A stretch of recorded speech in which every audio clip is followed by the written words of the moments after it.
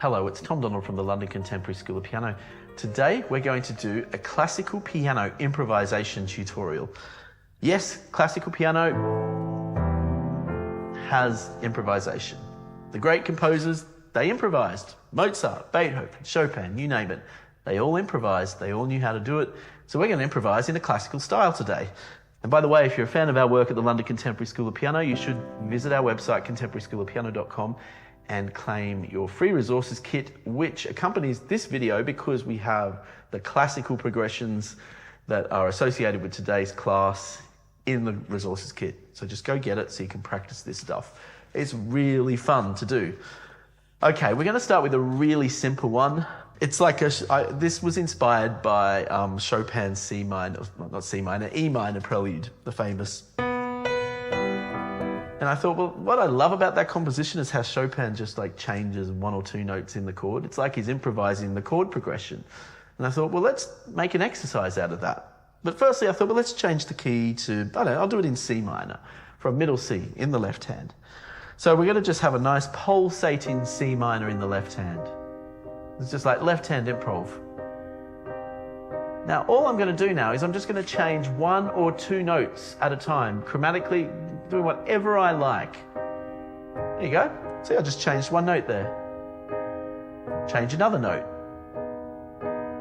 I'm not even thinking about what chord it might be. I'm just changing one note at a time. It could be the middle note. It could be the top note. It could be the bottom note. It could be the middle note. It could be the top note, right? Doesn't matter. I'm just improvising. It's amazing how smooth and musically effective it sounds. It even sounds like I know what I'm doing, hey? That's the point. It's just a nice, simple way to get our hands onto some improvisation. The key with effective improvisation on the piano, by the way, is just don't really think about it with your conscious mind. Just drift into whatever your fingers do and just keep going. Whatever you do, don't stop. That's the golden rule, is don't stop.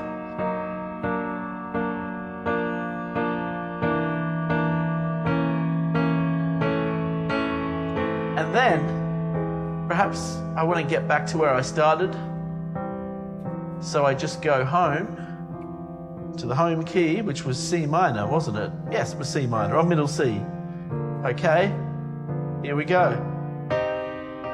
And I'm back home again. And then I do the whole thing over again.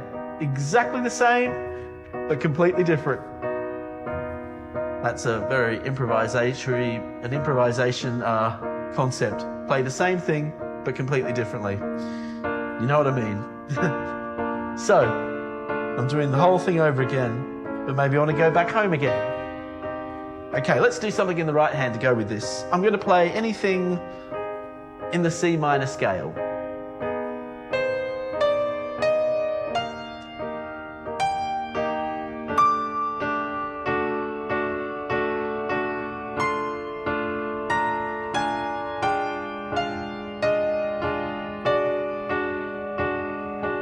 Back home.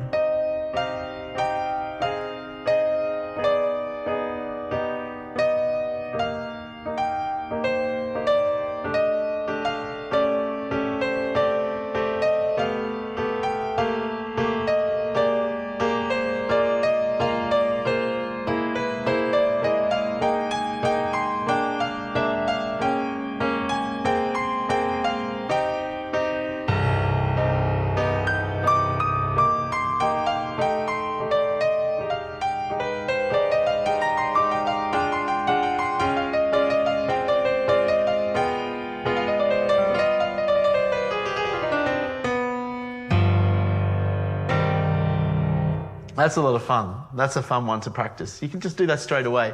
Start your day with it. I always think it's best to start the day with music improvisation. No better way to start the day. Okay, let's go back and be a bit more traditional now. This is a classic Mozart-like pattern, and we're going to turn this chord pattern into an alberti bass. So you can go to our website, contemporaryschoolofpiano.com, to get the resources kit, because it has these classical progressions in it in multiple keys, I believe, actually. We've got it in C major, F major, I've done a video on this before, but I just thought not everyone's seen that video, and it's an older one. So I thought I'll freshen this up a little bit. Maybe with a bit of luck, I might even improvise better today. Who knows? So we're going to do an alberti bass. We're going to learn an alberti bass. This is like a C major alberti bass, and it's a classical left hand. We hear in a lot of Mozart, Beethoven as well uses it.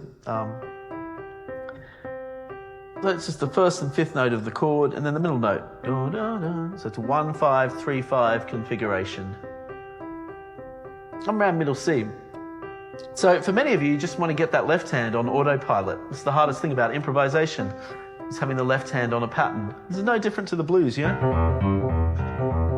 The left hand has to follow a chordal arpeggiated pattern, while the right hand plays the scale over the top. So you could even just practice doing this as a stepping stone.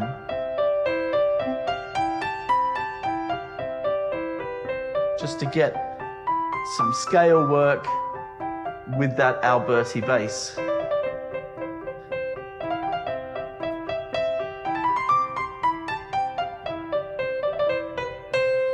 So many of you will just need to spend a bit of time practicing doing that.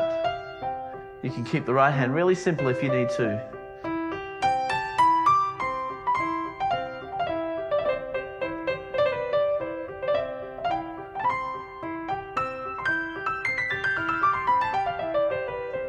So this is a really classical chord progression. Let me take you through it. It's C major, G major with a B in the bass, F major with an A in the bass, C major with a C major with a G in the bass, F major, C with an E in the bass, D minor with an F to G. But I do this with an alberti bass. This is where the magic is. So I get this.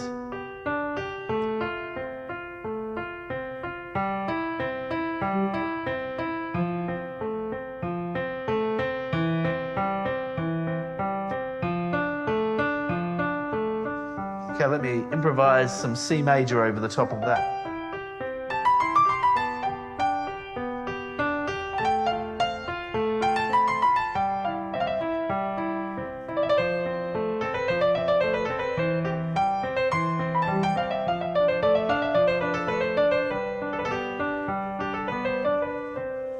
Okay, so then the next part of the progression, this is very classical. It now slightly modulates to the dominant key, to the G major. And it does this with these beautiful chords: C major, D major with the C in the bass, G with a B in the bass, A minor with the C in the bass, G major with the D in the bass, D7, G major, G7.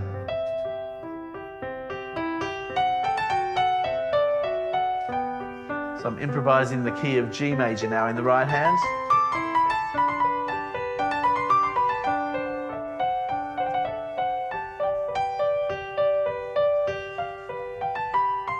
Let's do that again.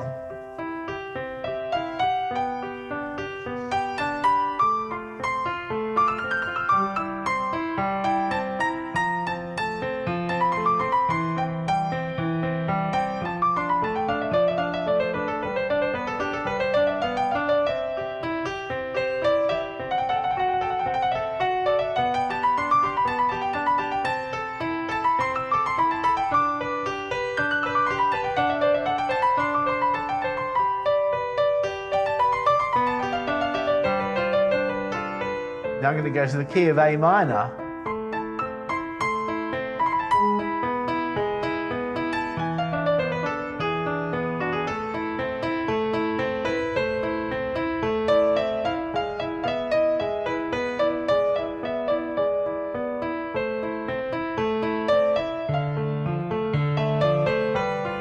Back to the key of C major. But still with the A minor there.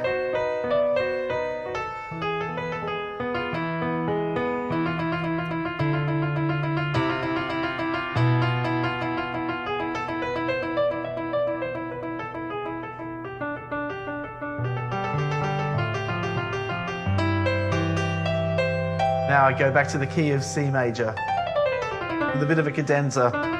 Just lots of free scales. Mozart does this all the time.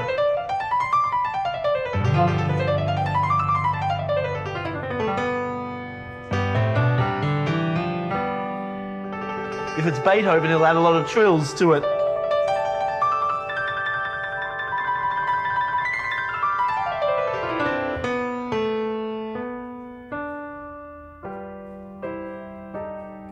This is what I call Beethovenian procrastination. We're supposed to go back to the first melody, but we're just taking our time. Then finally we return. I did actually write down a chord progression here, but I ended up improvising even over that and went somewhere else completely different. But it is very similar to what I just played. It's similar enough, and it is in the resources kit, and it's good for you to just play with it in the left hand. Now, what was I doing in the right hand? I was mainly abiding by the scale I was in. So there was the moment I was in C major, and then there was a moment I was in A minor, or the moment I was in G major. But I did add passing notes occasionally. You can add chromatic notes. You don't just have to be stuck to the C major scale. You can do things like this.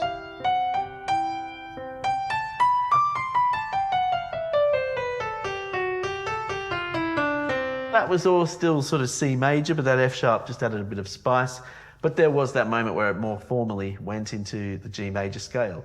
So yeah, you can have a lot of fun with these types of classical improvisations. And the way to do it is you just get a classical piece of music that you know and you like, and just grab the left hand, just snatch the left hand, and play something in the right hand against it. So I just have to improvise here in the key of D major.